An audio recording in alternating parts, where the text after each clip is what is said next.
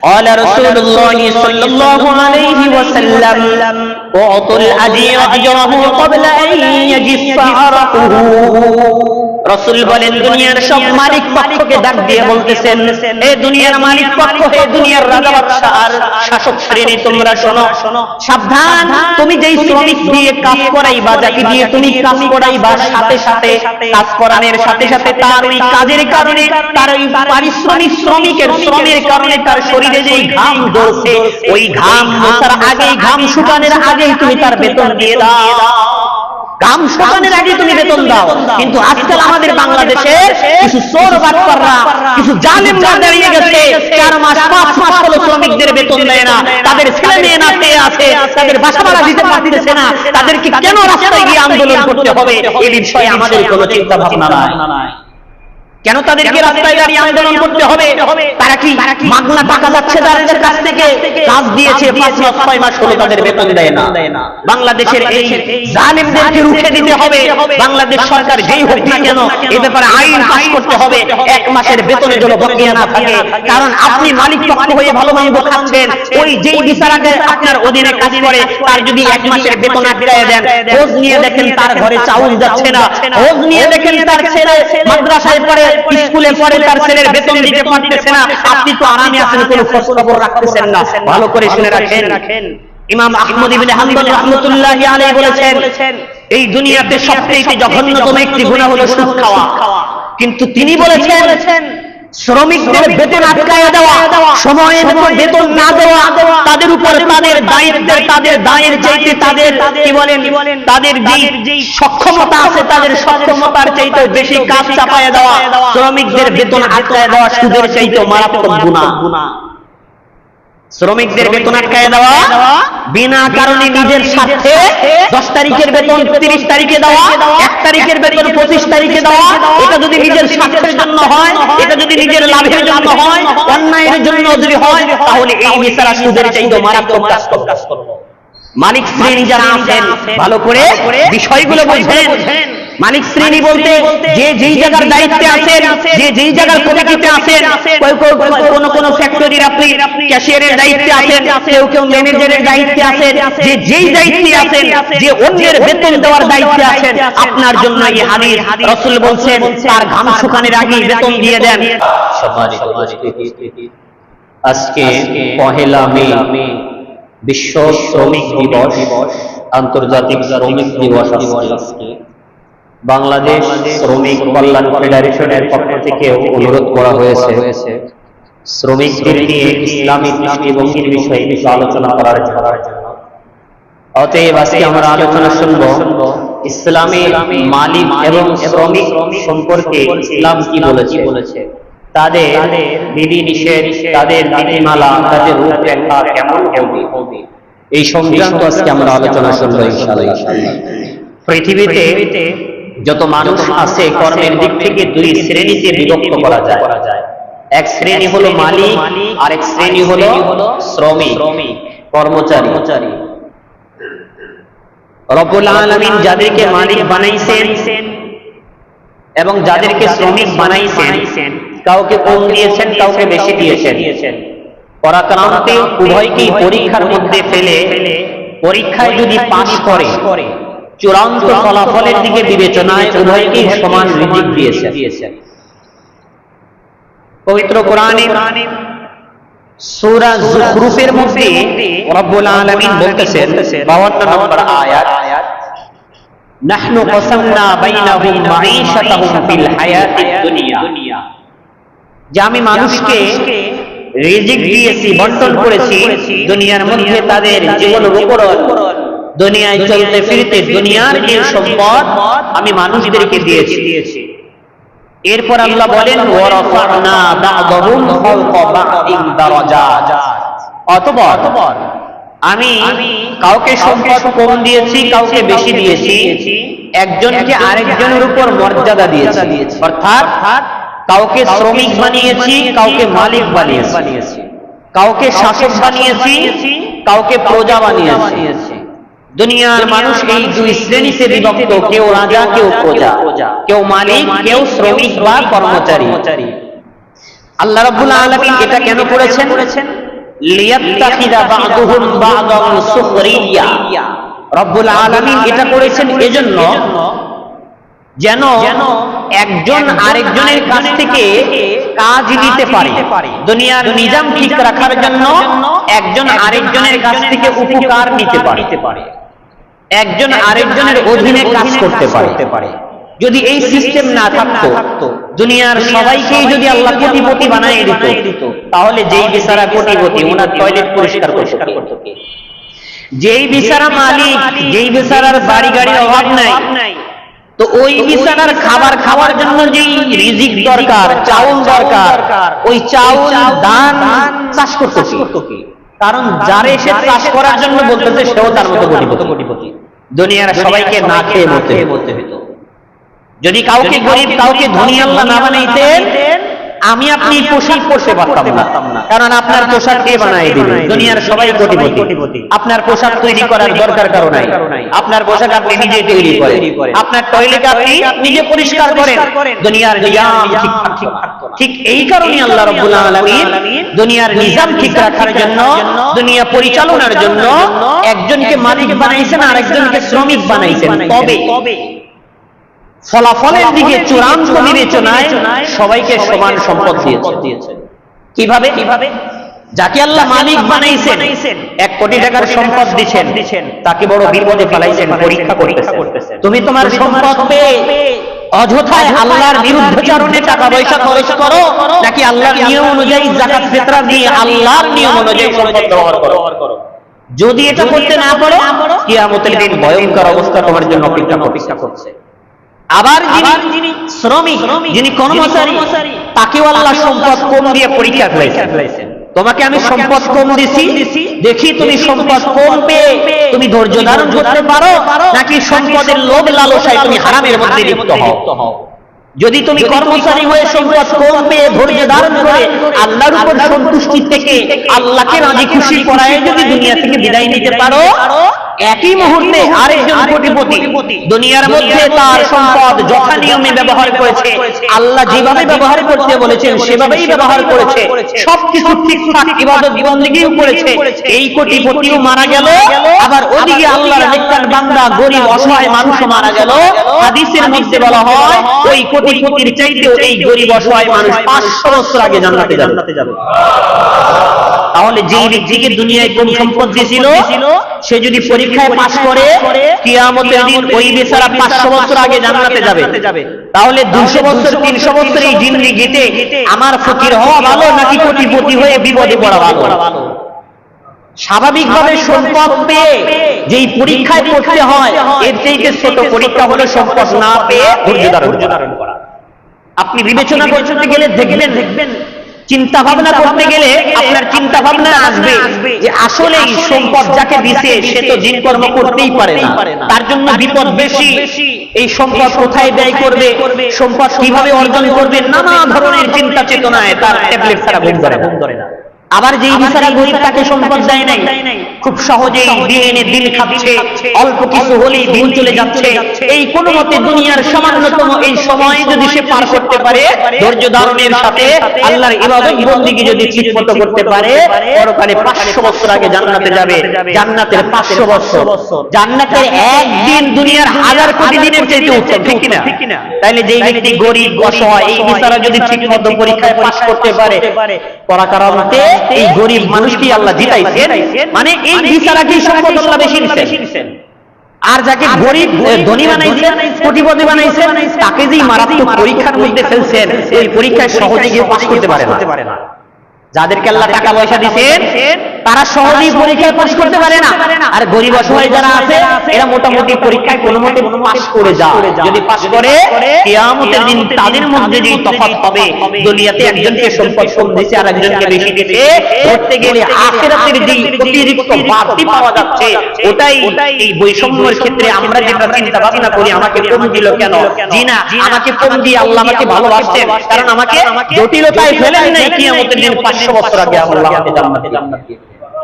এবার আসেন আমরা বুঝলাম কাউকে কেন ধনী বানাইলেন আল্লাহ, কাউকে কেন গরিব বানাইলেন, বুঝছি তো আমরা। আর কোন অভিযোগ আছে? তাহলে যারা গরিব আছি আমরা নিজে নিজে খুশি থাকা উচিত। যারা আমরা গরিব আছি, শ্রমিক আছি, যারা আমরা দিনমজুরি আছি, কর্মচারী আছি, মনে মনে খুশি থাকা উচিত। কারণ সম্পদ যাকে দিচ্ছে ওই বিশাল মারাত্মক বিপদের মধ্যে খোঁজ নিয়ে দেখেন কয়জন সম্পদওয়ালা মানুষ ইবাদত বন্দেগী করতে পারে, কয়জন টাকা পয়সাওয়ালা মানুষ আল্লাহর দিন কর্ম করতে পারে। অধিকাংশই ধনীরা, টাকা পয়সাওয়ালারা দিন কর্মের ধার ধারে না, সময় পায় না, নামাজ পড়তে পারে না, হালাল উপার্জন করতে পারে না, হালাল ভাবে সম্পদ ব্যয় করতে পারে না, নানা ধরনের চিন্তা। সম্পদের মালিক হইছে, ওদিকে স্ত্রী কথা শোনে না, সন্তান কথা শোনে না, ওদিকে কর্মচারীরা কথা শোনে না, ওদিকে নানা ধরনের ওই চাঁদাবাজ আর লুটেরা ডাকাতরা এসে হুমকি দেয়, আগামীকাল আসবো 5 লক্ষ টাকা না দিলে তোমার জিন্দেগি শেষ। কত চিন্তা ভাবনা না। আর যিনি গরিব মানুষ, হয়তো তার একটু কষ্ট হচ্ছে, মাস শেষে 2 মাস শেষে একটু গরুর গোশত খেতে পারে, 2 দিন 3 দিন পরে একটু মাছ খেতে পারে, তবুও তার জিন্দেগি চলে যায়। এই অসহায় অবস্থায় জিন্দেগি যাওয়ার সাথে সাথে এই বেচারা কিন্তু দিন কর্ম করতে পারতেছে। আল্লাহ আমাদেরকে বোঝার তৌফিক দান করুন। এবার আসেন, আল্লাহ 2 শ্রেণীতে মানুষকে বিভক্ত করলেন, শ্রমিক আর মালিক শ্রেণী। এদের উভয়ের প্রতি আল্লাহ তাআলার পক্ষ থেকে মূলনীতি রয়েছে, আইন রয়েছে। গরিব যদি সেই আইন না মেনে দুনিয়াতে কষ্ট করেও জীবন পার করে মারা যায়, সে জাহান্নামে যাবে। আবার কোটিপতি বড়লোক আইন মেনে, আল্লাহর যথাযথ আইন মেনে দুনিয়া থেকে বিদায় নিলে সে জান্নাতে যাবে। তবে উভয়ের প্রতি আল্লাহ পক্ষ থেকে আইন রয়েছে, মূলনীতি রয়েছে। যিনি শ্রমিক, তার ক্ষেত্রে যে আইন, সে মালিকের খেয়ানত করবে না, মালিক যেই কাজ দিয়েছে সেখানে চোরাই কারবার করবে না, মালিক যেখানে তাকে বসাইছে সেখানে যথাযথভাবে আমানতের সাথে কাজ আঞ্জাম দিবে, মালিকের কোনো জিনিস চুরি করে সরায় দিবে না, মালিকের কোনো ক্ষতি করবে না, আল্লাহকে ভয় করে সে শ্রমিকের দায়িত্ব পালন করবে। এটা হলো শ্রমিকের দায়িত্ব। এটা যদি না করে কিয়ামতের দিন এই শ্রমিক জাহান্নামে যাবে। এই শ্রমিক তার দায়িত্ব পালন না করার কারণে, মালিকের আমানতের খেয়ানত করার কারণে এই শ্রমিকের স্থান হবে জাহান্নাম, যদিও সে নামাজ কালাম পড়ে। বড় দাগে মোটা দাগে মালিকদের জন্য মূলনীতি হলো ব্যাপক। আপনি মালিক হয়েছেন, আপনার জন্য ইসলাম কি বলে? আপনাকে ইসলাম বলতেছে তোমার অধীনস্থ যে ব্যক্তিরা শ্রমিক হিসেবে কাজ করে, বেতনভুক্ত হিসেবে তোমার কারখানায় যারা কাজ দেয়, চাকরি করে, কর্মচারী হিসেবে শ্রম দিচ্ছে, সাবধান, তাদের উপর জুলুম করতে পারবা না, তাদের উপর জুলুম করতে পারবা না। আমরা আজকে এই পুঁজিবাদী বিশ্বে, সারা বিশ্বের সব প্রায় দেশে, গণতান্ত্রিক দেশগুলোতে বলেন, অগণতান্ত্রিক দেশগুলোতে বলেন, সব জায়গায় শ্রমিকরা নির্যাতিত হচ্ছে, মালিকের পক্ষ থেকে ন্যায্য পাওনা তারা পাচ্ছে না, ঠিক না? সারা বাংলাদেশে সব জায়গায় কয়েকদিন আগে গেল, কয়েকদিন পর পরেই শ্রমিকদের আন্দোলন দেখা যায়। কেন? মালিক তাদের বেতন আটকায় দিচ্ছে। কয়েকদিন পর পরেই শ্রমিকদের আর্তনাদ শোনা যায়, কারণ মালিক তাদের 8 ঘন্টা কাজের কথা বলে 12 ঘন্টা কাজ করায়। কয়েকদিন পর পরেই শ্রমিকদের কাছ থেকে অভিযোগ শোনা যায়, কারণ মালিক তাদেরকে ওই ছুটির দিনেও কাজ করায় পোষায় নেয়, অথচ অতিরিক্ত বেতন দেয় না। যারা মালিক পক্ষ আছেন, মালিক পক্ষ বলতে এটা ভাইবেন না শুধুমাত্র কলকারখানা, শিল্প কারখানা, বড় বড় শিল্পপতি যারা আছে তাদেরই কেন্দ্রিক করা হচ্ছে, জি না। আমি আপনি সব জায়গায় থেকে আমার অধীনে যতগুলো লোক আছে, আমার অধীনস্থ ব্যক্তিদের ক্ষেত্রে আমি হইলাম মালিক পক্ষ। অতএব মালিক পক্ষ হলে কি করতে হয় দেখেন, খবর রাখেন, শুনেন। মালিক পক্ষের 1 নম্বর কাজ হলো শ্রমিকের উপর জুলুম করা যাবে না। শ্রমিককে যতটুকু আপনি পারিশ্রমিক বেতন দিবেন, অতটুকুই তার কাছ থেকে কাজ নিতে হবে, এবং তাকে যখন আপনি কাজ করাই নেবেন, কাজ করার সাথে সাথে তাকে বেতন দিতে হবে। যদি না দেন, জুলুম হবে। রব্বুল আলামিন পবিত্র কোরআনে সূরা আরাফের 85 নম্বর আয়াতে আল্লাহ বলেন, কদ জাআকুম বাইনাতুম মির রাব্বিকুম, আল্লাহ বলেন, হে দুনিয়ার মানুষ, তোমাদের কাছে তোমাদের রবের পক্ষ থেকে সুস্পষ্ট আইন এসেছে, আইন বিধান এসেছে। বিধানটা কি? ফাউফুল কাইলা ওয়াল মিজান ওয়া লা তাবখাসুন নাস আশিয়াআহুম। আল্লাহ বলেন, আল্লাহর পক্ষ থেকে চূড়ান্ত বিধান হলো, যদি তুমি মালিক হও, যদি তুমি ব্যবসায়ী হও, তাহলে লোকদেরকে সমানভাবে মেপে দাও, তাদের মাপে কম দিও না। ওয়া লা তাবখাসুন নাস আশিয়াআহুম, তোমার অধীনে যদি শ্রমিকরা কাজ করে, সাবধান, তাদেরকে যে বেতন দেওয়া দরকার তার চাইতে কম বেতন কিন্তু তুমি দিও না। এটা হলো আল্লাহর পক্ষ থেকে চূড়ান্ত আইন। চূড়ান্ত আইন কি? ওয়ালা তাবখাসুন নাস আশিয়াআহুম, সাবধান, মানুষকে তুমি খাটাইবা, ওই খাটানোর বিপরীতে বিনিময়ে যতটুকু তার পাওনা সবটুকু তুমি বুঝিয়ে দাও, কম কিন্তু দিও না। কম দিলে কি হবে? কিয়ামতের দিন জালেম হিসেবে উঠতে হবে। হাদিসের মধ্যে সুস্পষ্টভাবে মূলনীতি বলা হয়েছে। ইবনে মাজাহ শরীফের হাদিস 2443 নম্বর হাদিস, রাসূল বলেন قال رسول الله صلى الله عليه وسلم اعطوا الاجير اجره قبل ان يجف عرقه।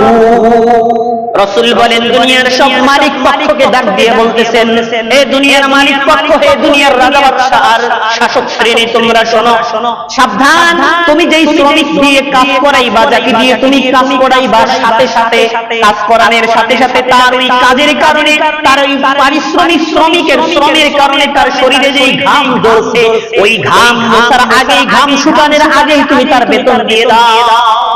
ঘাম শুকানোর আগে তুমি বেতন দাও। কিন্তু আজকাল আমাদের বাংলাদেশে কিছু চোর বাটপাররা, কিছু জালেমরা দাঁড়িয়ে গেছে, 4 মাস 5 মাস হলো শ্রমিকদের বেতন দেয় না, তাদের ছেলে মেয়ে না পেয়ে আছে, তাদের বাসা ভাড়া দিতে পারতেছে না, তাদেরকে কেন রাস্তায় গিয়ে আন্দোলন করতে হবে এই বিষয়ে আমাদের কোনো চিন্তা ভাবনা নাই। কেন তাদেরকে রাস্তায় দাঁড়িয়ে আন্দোলন করতে হবে? তারা কি মাগনা টাকা যাচ্ছে তাদের কাছ থেকে? কাজ দিয়েছে 5 মাস 6 মাস হলো তাদের বেতন দেয় না। বাংলাদেশের এই জালিমদেরকে রুখে দিতে হবে। বাংলাদেশ সরকার যেই হোক না কেন এই ব্যাপারে আইন পাস করতে হবে, 1 মাসের বেতনের জন্য বকেয়া না থাকে। কারণ আপনি মালিক পক্ষ হয়ে ভালো মন্দ খাচ্ছেন, ওই যেই বিচারকে আপনার অধীনে কাজ করে তার যদি 1 মাসের বেতন আটকায় দেন, খোঁজ নিয়ে দেখেন তার ঘরে চাউল যাচ্ছে না, খোঁজ নিয়ে দেখেন তার ছেলে মাদ্রাসায় পড়ে, স্কুলে পড়ে, তার ছেলের বেতন দিতে পারতেছে না, আপনি তো আরামে আছেন, কোনো খোঁজ খবর রাখতেছেন না। ভালো করে শুনে রাখেন, ইমাম আহমদ ইবনে হাম্বল রাহমাতুল্লাহি আলাইহি বলেছেন, এই দুনিয়াতে সবচেয়ে জঘন্যতম একটি গুনাহ হলো সুদ খাওয়া। কিন্তু তিনি বলেছেন শ্রমিকদের বেতন আটকায় দেওয়া, সময়ের মতো বেতন না দেওয়া, তাদের উপর তাদের দায়িত্বের, তাদের দায়ের চাইতে তাদের কি বলেন, তাদের যে সক্ষমতা আছে তাদের সক্ষমতার চাইতে বেশি কাজ চাপায় দেওয়া, শ্রমিকদের বেতন আটকায় দেওয়া সুদের চাইতে মারাত্মক গুনাহ। শ্রমিকদের বেতন আটকায় দেওয়া, বিনা কারণে নিজের স্বার্থে 10 তারিখের বেতন 30 তারিখে দেওয়া, 1 তারিখের বেতন 25 তারিখে দেওয়া, এটা যদি নিজের স্বার্থের জন্য হয়, এটা যদি নিজের লাভের জন্য হয়, অন্যায়ের জন্য যদি হয়, তাহলে এই বিচারা সুদের চাইতে মারাত্মক কাজ করবে। মালিক শ্রেণী যারা আছেন ভালো করে বিষয়গুলো বুঝেন। মালিক শ্রেণী বলতে যে যেই জায়গার দায়িত্বে আছেন, যে যেই জায়গার কমিটিতে আছেন, কোন ফ্যাক্টরির আপনি ক্যাশিয়ারের দায়িত্বে আছেন, কেউ ম্যানেজারের দায়িত্বে আছেন, যে যেই দায়িত্বে আছেন, যে অন্যের বেতন দেওয়ার দায়িত্বে আছেন, আপনার জন্য এই হাদিস, রাসূল বলছেন তার ঘাম শুকানোর আগেই বেতন দিয়ে দেন। আপনি নিজে কোনো সমস্যা হতে পারে, মালিক যদি শ্রমিককে বলে, শ্রমিক ভাই তোমরা শোনো, আমার এই মাসের কারখানায় তো একটু বেচাকেনা কম হয়েছে, আমি তোমাদের বেতনটা এই মাসে দিতে পারতেছি না, তোমরা যদি চাও আমি এই মাসের বেতনটা আমি সামনে মাসে দেব। পৃথিবীতে কোন শ্রমিক আছে যে শুনবে না? অবশ্যই শুনবে।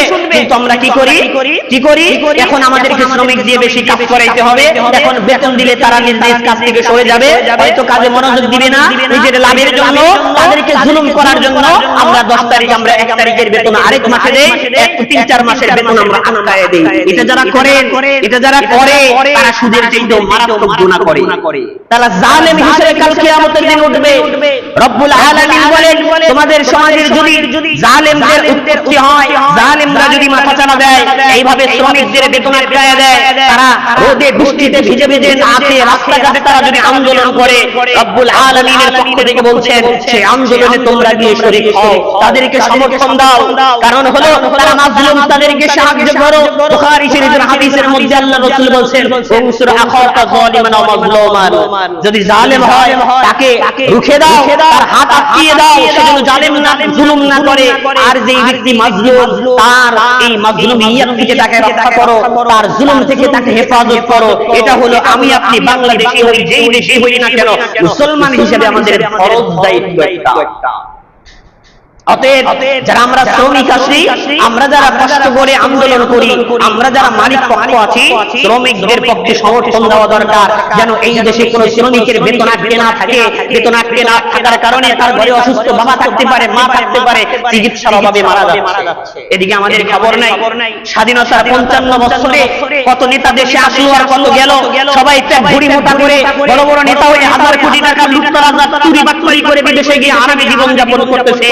আর শ্রমিক শ্রেণী, সাধারণ কর্মী শ্রেণী রাস্তাঘাটে আন্দোলন করে আর মাইর খায়, জেলে গিয়ে পথে। কিন্তু আমাদের 55 বছরে স্বাধীনতার 55 বছরে শুধু চেতনাই বিক্রি হয়েছে শ্রমিক শ্রেণীর জন্য, গরিব শ্রেণীর জন্য, এই দেশের মাজলুম মানুষের জন্য, এই দেশের খেটে খাওয়া মানুষের জন্য আজও পর্যন্ত কোনো আইন করতে পারে নাই। এই আন্দোলন, এই স্বাধীনতার 55 বছরের এই শাসক, এই কি বলেন শাসন, এগুলো আমাদের জন্য কোনো ধরনের উপকার বয়ে আনে নাই। এটা শুধুই আমাদেরকে নিরাশ করেছে। যারা আজকে ক্ষমতায় আছে, যারা সামনে ক্ষমতায় আসবে, তাদের প্রতি আমাদের উত্তপ্ত আহ্বান, এই দেশের গরিব শ্রেণী, শ্রমিক শ্রেণী মানুষের জন্য স্বতঃসিদ্ধ আইন করা হোক। অকারণে কোনো শ্রমিকের বেতন আটকে থাকবে না, অকারণে কোনো গরিব অসহায় নাগরিক চিকিৎসার অভাবে মারা যাবে না, তাদের জন্য সুচিকিৎসার ব্যবস্থা করা হোক। কিন্তু না, তা হয় না।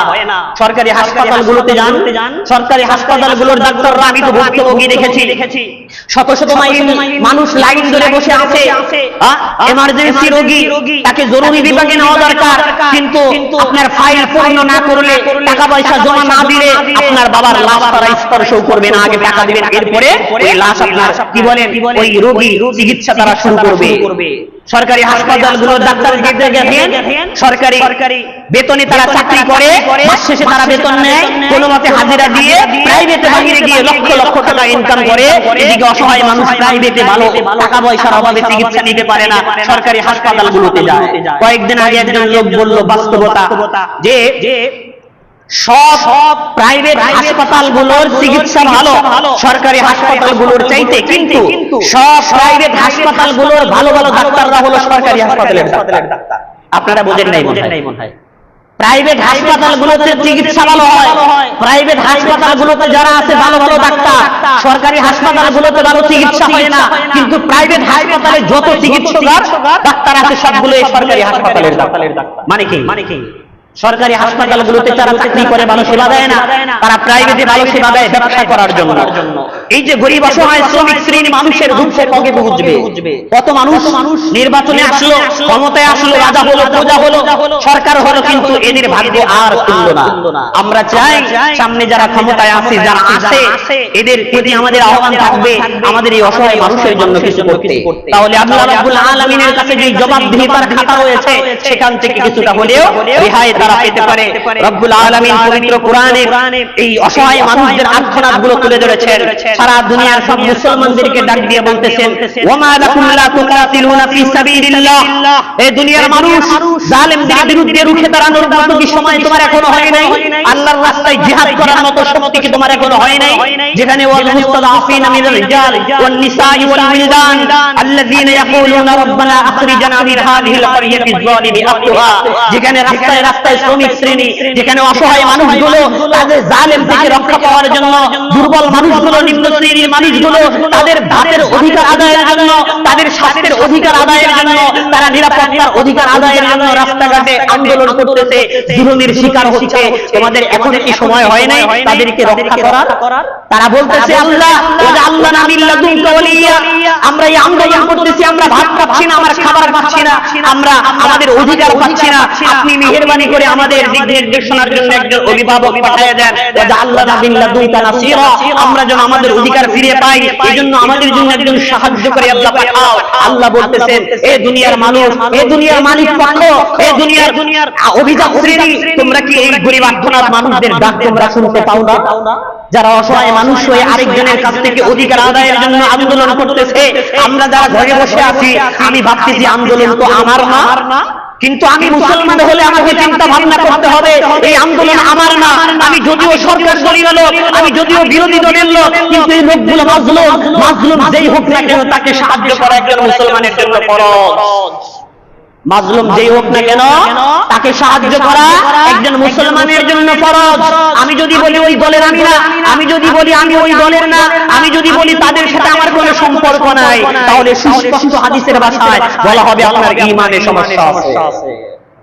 এজন্য মাজলুম অসহায় মানুষ যেখানে জুলুমের শিকার হয়, সে কোন দলের দেখার টাইম নাই, এমনকি রাসূল বলেছেন সে কোন ধর্মের এটাও দেখার টাইম নাই।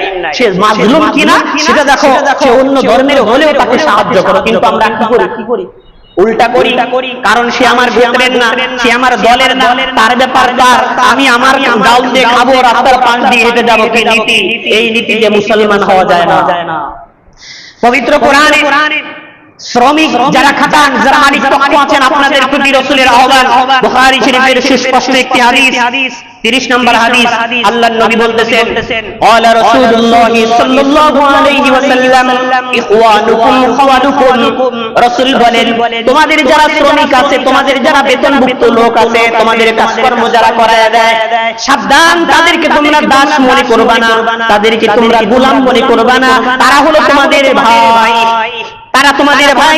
ওয়াজআলাহুমুল্লাহু তাহতা আইদিকুম, তারা তোমাদের ভাই, কিন্তু আল্লাহ রাব্বুল আলামিন তোমাদের কাজের জন্য শ্রমিক হিসেবে তোমাদের অধীনস্থ তাদেরকে করে দিয়েছেন।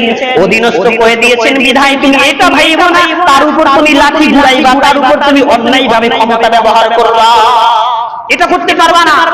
ফাইন কানা তাহতা ইয়াদিহি, আল্লাহর রাসূল বলেন, তোমাদের কারো অধীনস্থ যদি কোনো শ্রমিক এসে কাজ করে, তাহলে কি করবা? ফালিয়ুতিমুহু মিম্মা ইয়াকুলু, তুমি যা খাইবা তাদেরকেও তা খাওয়াইবা। ওয়ালিয়ুলবিসহু মিম্মা ইয়ালবাসু, তুমি যেই পোশাক পরিধান করবা তাদেরকেও সেই পোশাক দেবা। শ্রমিকদের ক্ষেত্রে রাসূল বলছেন, তারা যতটুকু চাওয়া, তারা যতটুকু পাওয়া, তারা যতটুকু অধিকার রাখে, ততটুকু তোমাকে দিতেই হবে।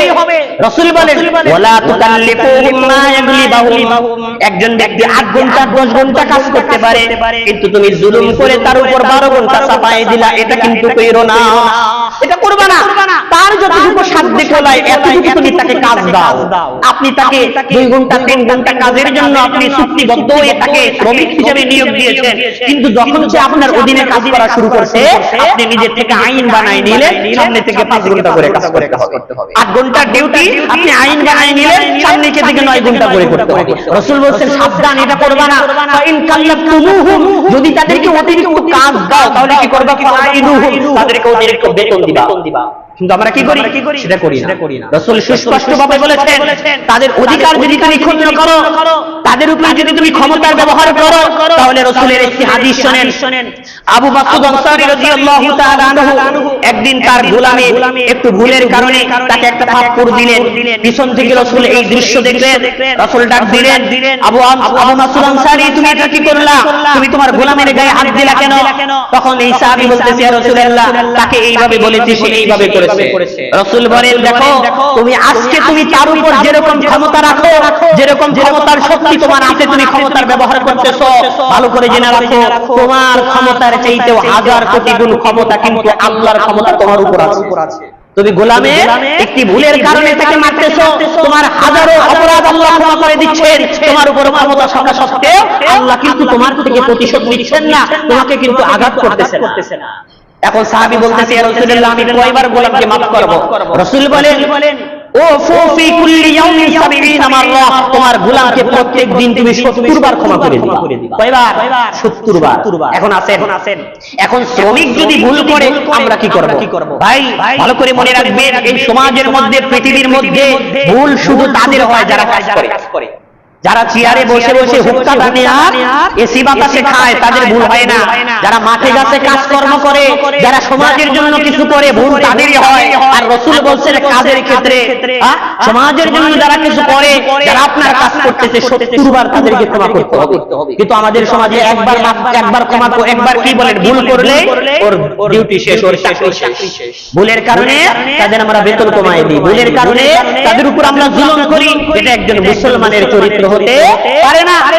যারা শ্রমিক আছে, মালিকদের জন্য সবচেয়ে বড় প্রতিবেশী হলো এই দুনিয়ার মধ্যে শ্রমিক শ্রেণী। আপনি যদি মালিক হয়ে থাকেন, আপনি যদি কারখানার মালিক হয়ে থাকেন, আপনার সবচেয়ে বড় বন্ধু, আপনার সবচেয়ে বড় প্রতিবেশী হলো আপনার শ্রমিকরা। কারণ তাদের কারণে আপনি চেয়ারে বসে বসে খাইতে পারতেছেন, তাদের কারণে আপনি সুখে জীবনযাপন করতে পারতেছেন। আর প্রতিবেশী কাকে বলে? যার মাধ্যমে আপনি একটু উপকৃত হন, তাকেই প্রতিবেশী বলা হয়। এই শ্রমিক শ্রেণী, আপনার অধীনস্থ কর্মচারী বৃন্দ, তারা হলো আপনার সবচেয়ে ভালো বন্ধু, তারা হলো আপনার সবচেয়ে কাছের প্রতিবেশী। আর রাসূল বলছেন, বুখারী শরীফের একটি হাদিস, যে লাইসাল মুমিনু বিল্লাযী ওই ব্যক্তি কখনো মুমিন হতে পারবে না। ইয়াশবাউ ওয়া জারুহু উইজাউন ইলা জামবিহি, যেই ব্যক্তি পেট ভরে খায়, যেই ব্যক্তি আরাম আয়েশে আছে, যেই ব্যক্তি খুব সুখে আছে, কিন্তু এই চিন্তা ভাবনা করে না আমি যে মাঠে ঘাটে 10টা কামলা চড়াইতেছি, আমি যে আমার কোম্পানিতে 10 জন মানুষকে কামলা রাখছি, কাজ করাচ্ছি, আমি তো ভালো মন্দ খাচ্ছি, আমি তো সবকিছু ঠিকঠাক মতো করতেছি, আমার ম্যানেজার বা ক্যাশিয়ার তাদেরকে ঠিক মতো বেতন দিচ্ছে কিনা, সেদিকে খবর যদি না রাখতে পারে, রাসূলের এই হাদিস হলো আপনি পরিপূর্ণ মুমিন হতে পারবেন। ওই খোঁজ খবর রাখা তো দূর কি বা আমি তো ঠিক আছি, আমার ইনকাম তো ঠিক আছে, কি ভয়ঙ্কর আমাদের বাংলাদেশের মালিক কি বলেন, মালিক সমিতি যারা আছে, শিল্পপতি যারা আছে, 35,000 40,000 কর্মচারী কাজ করে, ভাবতেছে এখন সবার কাছ থেকে যদি 2 টাকা করে কম বেতন দেই, আমার লক্ষ লক্ষ টাকা ইনকাম। হঠাৎ করে তাদেরকে বলবে আমার অমুক জায়গায় একটু লোকসান হয়েছে। এই শিল্পপতিরা ব্যাংক থেকে বাংলাদেশকে তছনছ করে দিয়েছে, এই সকল মালিক পক্ষ অভিশপ্ত শিল্পপতিরা। আপনি খোঁজ নিয়ে দেখেন, বেক্সিমকো গ্রুপ বলেন, টিএনজেড গ্রুপ বলেন, হামেন গ্রুপ বলেন, এই ধরনের বাংলাদেশে বিশাল বড় বড় যারা শিল্পপতিরা যারা আছে, শিল্প কারখানাগুলো যারা আছে, এক বেক্সিমকো গ্রুপই বাংলাদেশ ব্যাংক থেকে 57,000 কোটি টাকা ঋণ নিয়েছে, 1 টাকা এখনো শোধ করে নাই। এই টাকাগুলো কি ওর বাপে জন্ম দিছে? এগুলো আমার আপনার ধানের টাকা। বর্তমানে বাংলাদেশে অনেক এমপি মন্ত্রীরা আছে ঋণ খিলাপি হয়ে সংসদে গেছে, ঋণ খিলাপি হয়ে সংসদে গিয়ে তাদের ঋণ মাফ করা হয়েছে। তাদের টাকা কে মাফ করলো? এগুলো কি কিয়ামতের দিন জবাব দিতে হবে না? আপনি শিল্পপতি হয়ে গেছেন, ব্যাংক থেকে ঋণ নিলেন 1000 কোটি টাকা, ঋণ নেওয়ার পরে ইচ্ছা করে আপনার নিজের লোক দিয়ে আপনার কারখানায় আগুন লাগাই দিলেন, আগুন লাগাই এরপরে আপনি বাংলাদেশ ব্যাংকে অভিযোগ দায়ের করলেন আমার কারখানায় আগুন লাগছে, যেন আপনার ঋণগুলো মাফ করে দেওয়া হয়। তখন ওখানে চোর বসে আছে, ওরাও সিগনেচার দিয়ে দিল, যেহেতু আপনার কলকারখানায় আপনার কি বলেন ফ্যাক্টরিতে আগুন লাগছে, এজন্য আপনার ঋণগুলো মাফ। এই কাহিনীগুলো হয় আপনারা জানেন। ইচ্ছা করে কিন্তু মালিকের লোকজন কলকারখানাগুলোতে আগুন লাগায় দেয়, ধ্বংস করে দেয়। আমার তো মনে হয় আজও পর্যন্ত এই শিল্প কারখানাগুলোতে যত অঘটন ঘটেছে, একটাও শ্রমিকরা লাগায় নাই, মালিক পক্ষ নিজেরা লাগাইছে তাদের টাকাগুলো মাফ করানোর জন্য। উচিত কথা বুঝছেন? আপনার হয়তো ভাবতেছেন হুজুর কোন কি, আপনি খোঁজ নিয়ে দেখেন, তদন্ত হয়তো পুলিশদেরকে টাকা পয়সা দিয়ে উল্টা করে ফেলছে, একজনকে আসামি বার করায় দায় থেকে মুক্তি পেয়েছে, কিন্তু আসল কাহিনী এটা না। খোঁজ নিয়ে দেখেন ওই কোম্পানির উপর বাংলাদেশের লক্ষ কোটি টাকা ঋণ আছে, ওই ঋণগুলো কেমনে সারবে? খোঁজ পায় না, নিজের থেকে ফ্যাক্টরিতে আগুন লাগায়। কিয়ামতের দিনে এই মালিক শ্রেণী ধরা খেয়ে যাবে। আহমদ ইবনে হাম্বল বলেছেন, যারা এই শ্রমিকদের উপর জুলুম করে, যারা বেতন পেয়ে দেয়, তারা সুদের চাইতেও মারাত্মক গুনাহে তারা লিপ্ত আছে। কিয়ামতের দিন এই সকল মালিক শ্রেণী ধরা খেয়ে যাবে। ওই যে শুরুতে বলছিলাম, যাদেরকে মালিক বানাইছেন তাদেরকেই মূলত আটকায় দিয়েছেন। আর আমরা যারা শ্রমিক আছি, একটু জুলুমের শিকার হই, একটু কষ্ট করে চলি, কিন্তু আমাদের পরীক্ষাটা সহজ। শিল্পপতি কোটিপতি তাদের পরীক্ষাটা অনেক কঠিন। এই খোঁজ নিয়ে দেখেন, এই যে আমাদের 24-এর বাংলাদেশ, 5ই আগস্টের পরে আমাদের বাংলাদেশ যখন জালেম থেকে নতুন ভাবে স্বাধীন হলো, এরপরে কত শিল্পপতি দেশ থেকে পালায় গেছে না? কত চোর বাটপাররা হাজার হাজার কোটি টাকা নিয়ে বিদেশে পাচার করেছে না? এই যে আমাদের এসআলম গ্রুপ, এই গ্রুপই বাংলাদেশ থেকে প্রায় 2 লক্ষ কোটি টাকা বিদেশে পাচার করছে। কয় টাকা? 2 লক্ষ কোটি টাকা। 1 কোটি, 2 কোটি, 100 কোটি, 1000 কোটি, লাখ কোটি, 1 লাখ কোটি, 1 লাখ কোটি, 2 লক্ষ কোটি টাকা। আমার তো মনে হয় মসজিদ ভরে যাবে যদি 1000 টাকা দিয়ে ভরা। এত টাকা পয়সাগুলো বিদেশে পাচার করছে। তাদের যে শ্রমিকরা আছে তাদের বেতন মেরে দিয়েছে, অসহায় অসংখ্য মানুষের ব্যাংকে রাখা টাকাগুলো তারা লুটপাট করে দিয়েছে। আমাদের মাননীয় অর্থমন্ত্রী কয়েকদিন আগেও বলেছে, বাংলাদেশের যে ব্যাংকগুলো আছে ব্যাংকগুলো খালি হয়ে গেছে, ব্যাংকে কোনো নগদ টাকা নাই, মানুষ আহত শুরু করবে, তারা এগুলো করে মালিক শ্রেণী করে। মালিক হইছেন বিদায় পার পেয়ে যাবে। আজকে বাংলাদেশের অসহায় মানুষদের টাকা পয়সাগুলো নিয়ে বিদেশে পাড়ি দিচ্ছেন, আর মারা যাওয়ার পরে আসল খবর আপনারা টের পাবেন। আমরা দেখি যারা টাকা পয়সাগুলো বিদেশে পাচার করছে, তাদের পরিণতি খুব একটা ভালো হয় নাই। তাদের পরিণতি দুনিয়া থেকেই ভালো হয় নাই, কারণ রাসূল বলেছেন যারা জালেম হবে দুনিয়া থেকেই তাদের আসল শাস্তি শুরু হয়ে যাবে। যারা জালেম হবে দুনিয়া থেকেই তাদের শাস্তি শুরু হয়ে যাবে।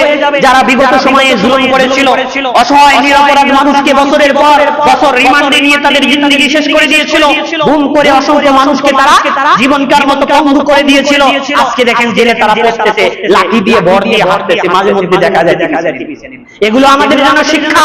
আমরা যারা মালিক হয়ে বসে আছি, আমরা যারা নেতা হয়ে বসে আছি, রব্বুল আলামিন বলেছেন ওয়াতিলকাল আইয়ামু নুদাউলুহা বাইনান নাস, আমি মানুষের মধ্যে সময়কে পরিবর্তন করে দেই। আজকে তুমি রাজা আছো, কালকে তুমি ফকির হয়ে যেতে পারো। ওই কয়েক বছর আগে তুরস্কে যখন ভূমিকম্প হয়ে গেল, দেখা যায় 3টা বাড়ির মালিক ছিল, প্রায় বিলিয়নপতি ছিল।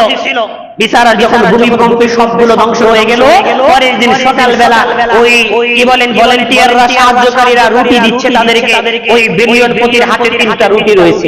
তখন সাংবাদিকদেরকে তিনি সাক্ষাৎকার দিচ্ছেন, হায়রে আমি গতকাল সন্ধ্যার আগেও বিলিয়নপতি ছিলাম, 3টা বাড়ির মালিক ছিলাম, এখন আমি 3টা রুটির মালিক। অতএব যাদেরকে টাকা পয়সার মালিক বানাইছে, সাবধান, আপনার উপর আল্লাহর যে আইন আছে, আল্লাহর পক্ষ থেকে যে মূলনীতি দেওয়া হয়েছে, সেগুলো অবশ্যই আপনাকে ফলো করতে হবে। কিয়ামতের দিন রব্বুল আলামিন 3 শ্রেণী মানুষের বিরুদ্ধে নিজে বাদী হয়ে মামলা করবেন। আল্লাহ নিজে বাদী হয়ে মামলা করবে। এখন নিজে পুলিশ যদি নিজে বাদী হয়ে মামলা করে, অথবা সরকার যদি বাদী হয়ে মামলা করে, ওই মামলায় নিশ্চিতভাবেই ওই বিচারা ফাঁসে যাবে, ওখান থেকে বাঁচার কোনো সুযোগ নাই। কিন্তু কিয়ামতের দিন আল্লাহ রাব্বুল আলামিন যখন নিজে বাদী হবে, তখন পরিস্থিতিটা কি হবে? 3 শ্রেণী মানুষের ক্ষেত্রে আল্লাহ নিজে বাদী হয়ে মামলা করবেন, বিচার কার্য পরিচালনা করবেন।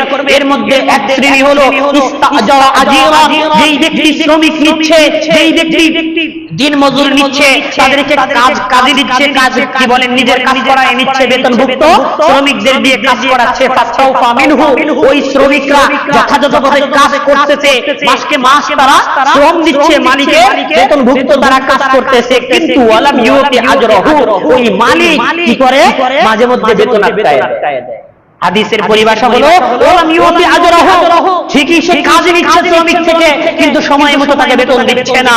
আল্লাহর রাসূল বলতেছেন, এই ব্যক্তির বিরুদ্ধে কাল কিয়ামতের দিন আল্লাহ নিজে বাদী হয়ে মামলা করবেন। মানে নিশ্চিতভাবে এই মালিক জাহান্নামে যাবে, এই মালিক মুসলমান হলেও জাহান্নামে যাবে, এই মালিক আলেম হলেও জাহান্নামে যাবে, এই মালিক পাঁচ ওয়াক্ত নামাজি হলেও জাহান্নামে যাবে, যদি ওই মালিক শ্রমিকদেরকে ঠকায়। ওয়ালাম ইউতি আজরাহু, এই ব্যক্তির বিরুদ্ধে আল্লাহ বাদী হয়ে মামলা করবেন, এই ব্যক্তির বাঁচার কোনো সুযোগ নাই। অতএব আজকে 1 মে বিশ্ব শ্রমিক দিবস। আজকে আমাদের আহ্বান থাকবে, আমাদের বিবেককে প্রশ্ন করতে হবে, আমি যদি কারো মালিক হয়ে থাকি, আমার অধীনে যদি কোনো শ্রমিক খেতে থাকে, তাহলে তার ব্যাপারে আমার কোনো বৈষম্য হচ্ছে কিনা, তার উপর আমার কোনো জুলুম হচ্ছে কিনা, আমি কি তার 1 তারিখের বেতন অন্য মাসে গিয়ে ঠেকাই, আমি কি তার 3-4 মাসের বেতন আটকায় দেই। এটা শুধু মালিক পক্ষ না, এই পৃথিবীতে বাংলাদেশে যে যেই দায়িত্বে আছেন, মসজিদ, মাদ্রাসা, কারখানা, ফ্যাক্টরি, দোকান, পাট, যে যেখানের দায়িত্বে আছেন, সাবধান, আপনার অধীনস্থ যে শ্রমিকরা আছে, আপনি যদি কোথাও ম্যানেজার হয়ে থাকেন, আপনি যদি কোনো ফ্যাক্টরির ক্যাশিয়ার হয়ে থাকেন, আপনার অধীনস্থ শ্রমিক যারা আছে তাদের বেতন সঠিকভাবে দিয়ে দিবেন, তাদের বেতন তাদের দিয়ে দিবেন। আর কোনো সমস্যা হলে তাদেরকে বললেন যে এই মাসে আমরা বেতন দিতে পারতেছি না, এটা আলাদা কথা। কিন্তু নিজের ইচ্ছা মতো, খেয়াল খুশি মতো আইন প্রণয়ন করে শ্রমিকদেরকে কষ্ট দিচ্ছে, তাদের ফ্যামিলির কোনো খবর নাই, জালেম হিসেবে কাল কিয়ামতের দিন উঠবেন। আপনার নামাজ, রোজা, আপনার ইবাদত বন্দেগী কাল কিয়ামতের দিন আপনাকে জাহান্নাম থেকে বাঁচাতে পারবে না। অতএব আল্লাহ তাআলা মুসলমান হিসেবে আমাদের এই দায়িত্বগুলো পালন করার তৌফিক দান করুন। আজকে 1 মে শ্রমিক শ্রমিক দিবস হিসেবে আমাদের যে অঙ্গীকারগুলো থাকবে, 1 নম্বর অঙ্গীকারগুলো হলো আমার অধীনস্থ শ্রমিকদেরকে সময় মতো বেতন দিতে হবে। 1 নম্বর দায়িত্ব বা কর্তব্য হলো আমার বেতনভুক্ত কর্মচারী যারা আছে, আমার অধীনে যারা কাজ করে, অবশ্যই তাদেরকে সময় মতো বেতন দিতে হবে। 1 তারিখের বেতন অন্য মাসে নিয়ে যাওয়া যাবে না। ইচ্ছা করে নিজেদের লাভের জন্য, নিজেদের কি বলেন স্বার্থের জন্য আপনি শ্রমিকের বেতন 2-3 মাস আটকায় দিলেন, এটা কখনোই জায়েজ নয়, হারাম। কোনো যুক্তি এখানে কাজ করবে না, কারণ ওই শ্রমিক আপনার বাবার টাকা নিচ্ছে না, সে তার শরীরের শ্রম দিয়ে আপনার কাছ থেকে টাকা নিচ্ছে, এটা তার পাওনা। আপনি যদি না দেন, কিয়ামতের দিন জালেম হিসেবে উঠবেন। 2 নম্বর আমাদের অঙ্গীকার থাকবে, সাধ্যমতো আমাদের শ্রমিকদেরকে কাজ দিতে হবে। একজন শ্রমিককে আপনি নিয়োগ দিয়েছেন 10 ঘন্টা কাজ করানোর কথা, আপনি ইচ্ছা করে আপনার লাভের জন্য 11 ঘন্টা কাজ করায় দিলেন, আপনি হারাম কাজ করলেন। আপনি 1 ঘন্টা কাজের জন্য, আপনি 2টা কাজের জন্য, আপনি এই শ্রেণীর কাজের জন্য তাকে নিচ্ছেন, কিন্তু কাজে নিয়োগ করার পরে ইচ্ছা মতো তার উপর কাজে চাপাইলেন, এটা হবে হারাম। আপনি কিয়ামতের দিন জালিম হিসেবে উঠবেন। 3 নাম্বার যে দায়িত্ব কর্তব্য মালিক হিসেবে সম্মানজনক তাদের সাথে আচরণ করা, তাদেরকে সম্মান দিতে হবে। তারাও মানুষ, আপনিও মানুষ। সে শ্রমিক হওয়ার কারণে সে আপনার গোলাম হয় নাই, বরং আপনার উপকার করতেছে, দুনিয়াতে আপনার রিজিকের ব্যবস্থা সে করতেছে। অতএব তাকে আপনি ভাই ভেবে তাকে সম্মান করতে হবে। তার উপরে যদি আপনি ক্ষমতা ঘুরান, আপনি মালিক হয়েছেন, নেতা হয়ে গেছেন, তার উপর অযথাই আপনি গালিগালাজ করলেন, আপনি জালেম হিসেবে কাল কিয়ামতের দিন উঠবেন। 4 নাম্বার অঙ্গীকার থাকবে, যারা শ্রমিক হিসেবে আমরা মানুষকে নিয়োগ দেই, তাদের শারীরিক অবস্থার দিকে লক্ষ্য রাখতে হবে, তাদেরকে বিশ্রামের অধিকার দিতে হবে। যখন তাদের বিশ্রাম আছে, যখন তাদের অবসরের সময় আছে, যখন তাদের বিশ্রামের কি বলেন বিরতির সময় যে আছে, ওই সময় অবশ্যই তাদেরকে একটু বিশ্রামের সুযোগ দিতে হবে। তা না করে আমরা কি করি, শুক্রবার ছুটির দিনও আমি কাজ করায় নেই, জালেম হিসেবে কাল কিয়ামতের দিন উঠতে হবে। আমি সামনে 3 দিন ছুটি আছে, কি করলাম, ওই 3 দিন ছুটির কাফারা হিসেবে আমি অতিরিক্ত শুক্রবার বৃহস্পতিবার ছুটির দিনও তাদের মাধ্যমে কাজ করায় নিলাম, জালেম হিসেবে কাল কিয়ামতের দিন উঠতে হবে। আল্লাহ আমাদেরকে বোঝার তৌফিক দান করুন, সচ্চতা দৃষ্টিভঙ্গিতে আমাদেরকে দুনিয়ায় জীবন যাপন করার তৌফিক দান করুন। শুরুতে কি বললাম, দুটি মানুষকে আল্লাহ 2 শ্রেণীতে বিভক্ত করেছেন, মালিক শ্রেণী আর হলো শ্রমিক শ্রেণী। যাদেরকে শ্রমিক বানাইছেন তাদেরকে গরিব অসহায়ত্বের ধৈর্যের মাধ্যমে তাদেরকে পরীক্ষা করবেন, আর যাদেরকে মালিক বানাইছেন তাদেরকে টাকা পয়সার ক্ষমতা দিয়ে পরীক্ষা করবেন। আল্লাহ আমাদের উভয় দলকে আমাদের পরীক্ষায় পাস করে কিয়ামতের দিন পরিপূর্ণ প্রতিদান নিয়ে জান্নাতে যাওয়ার তৌফিক দান করুন। আমিন ওয়া আখিরু দাওয়ানা আলহামদুলিল্লাহি রাব্বিল আলামিন। সুন্নাত যারা পড়বেন।